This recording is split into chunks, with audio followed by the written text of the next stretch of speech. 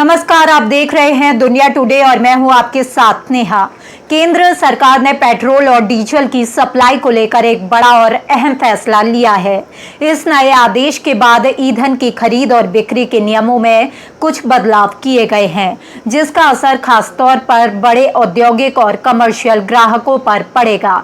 सरकार के पेट्रोलियम और प्राकृतिक गैस मंत्रालय की तरफ से जारी निर्देश के मुताबिक अब बड़े उद्योग, फैक्ट्रियां और संस्थागत ग्राहक सीधे पेट्रोल पंप से पेट्रोल या डीजल नहीं खरीद सकेंगे।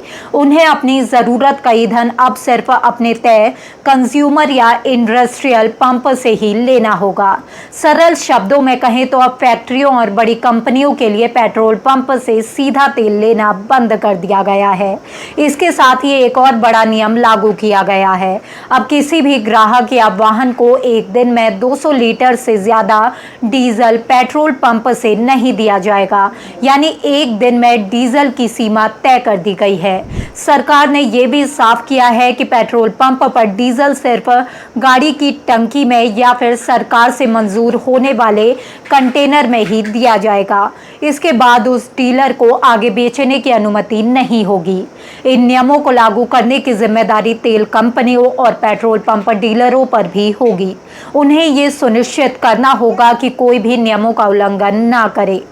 अब सवाल ये उठ रहा है कि सरकार ने इतना बड़ा फैसला क्यों लिया।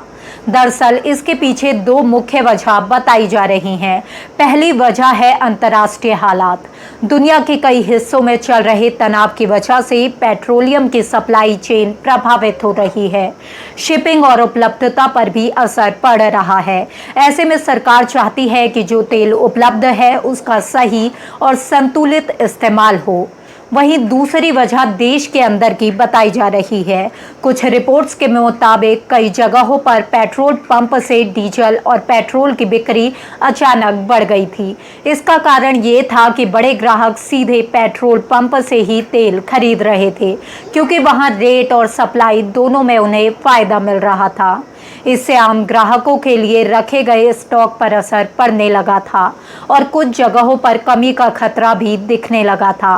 सरकार को ये भी आशंका है कि इससे जमाखोरी और कालाबाजारी को बढ़ावा मिल सकता है। इसी को रोकने के लिए ये कदम उठाया गया है। अब आम लोगों के मन में ये सवाल जरूर होगा कि क्या इसका असर उन पर पड़ेगा, तो इसका जवाब है नहीं।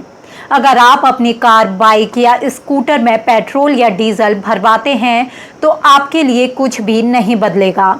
आपके लिए वही पुरानी व्यवस्था लागू रहेगी। 200 लीटर की सीमा भी आम ग्राहकों के लिए कोई असर नहीं डालती, क्योंकि आम गाड़ियों में इतनी क्षमता होती ही नहीं है। ये नियम खास तौर पर बड़े उद्योगों और भारी मात्रा में ईंधन खरीदने वाले ग्राहकों के लिए बनाए गए हैं। सरकार ने यह भी साफ किया है कि ये आदेश अस्थायी है।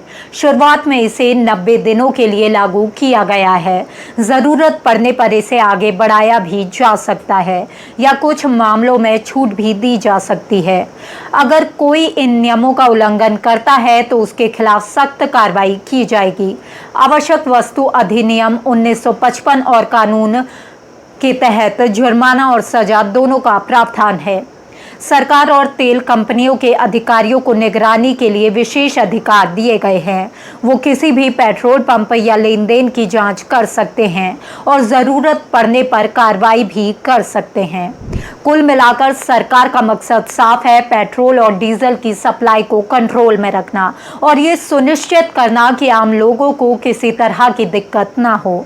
तो अब देखना होगा कि आने वाले दिनों में ये नियम जमीन पर कितना असर दिखाता है और पेट्रोल डीजल की सप्लाई सिस्टम में क्या बदलाव आता है। फिलहाल इस खबर में इतना ही। इस खबर को लेकर आपकी क्या राय है, हमें कमेंट करके ज़रूर बताइए।